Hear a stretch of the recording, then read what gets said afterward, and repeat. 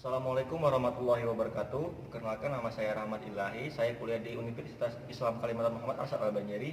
Eh, di video kali ini saya ingin menyampaikan tugas mata kuliah pengairan pasang surut yang berjudul pengairan pasang surut lahan sawah. Untuk kelanjutan, marilah kita simak video berikut. Lahan sawah berpengairan non-teknis. Lahan sawah berpengairan teknis terdiri dari lahan sawah berpengairan teknis dan lahan sawah berpengairan setengah teknis. Lahan sawah berpengairan sederhana non-PU adalah lahan sawah yang memperoleh pengairan dari sistem pengairan yang dikelola sendiri oleh masyarakat tanpa campur tangan PU. Menurut ketentuan Pasal 41 Undang-Undang Nomor 7 Tahun 2004 tentang sumber daya air. Lahan sawah berpengairan teknis. Lahan sawah irigasi teknis adalah lahan sawah yang mempunyai jaringan irigasi di mana saluran pemberi terpisah dari saluran pembuang agar penyediaan dan pembagian air dalam lahan sawah tersebut dapat sepenuhnya diatur dan diukur dengan mudah.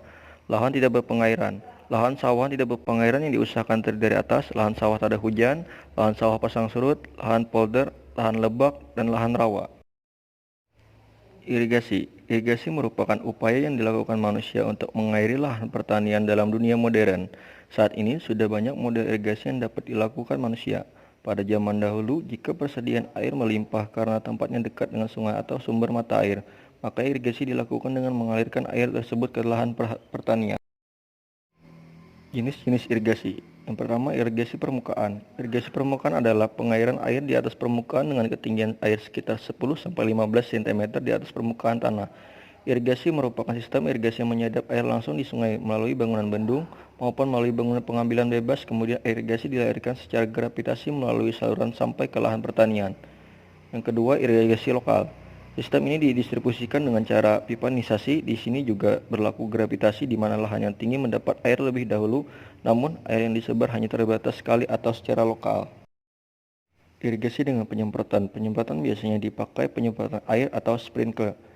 Yang kedua, irigasi tradisional dengan ember. Di sini dipergunakan tenaga kerja secara perorangan yang banyak sekali. Yang ketiga, irigasi pompa air. Air diambil dari sumur dalam dan dinaikkan melalui pompa air.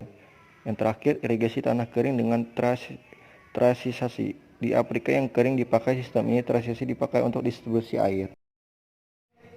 Kesimpulan bahwa lahan pasang surut merupakan lahan marginal karena kesuburan tanahnya rendah dan kesamaan tanah dan air tinggi sehingga tidak menguntungkan bagi pertumbuhan tanaman.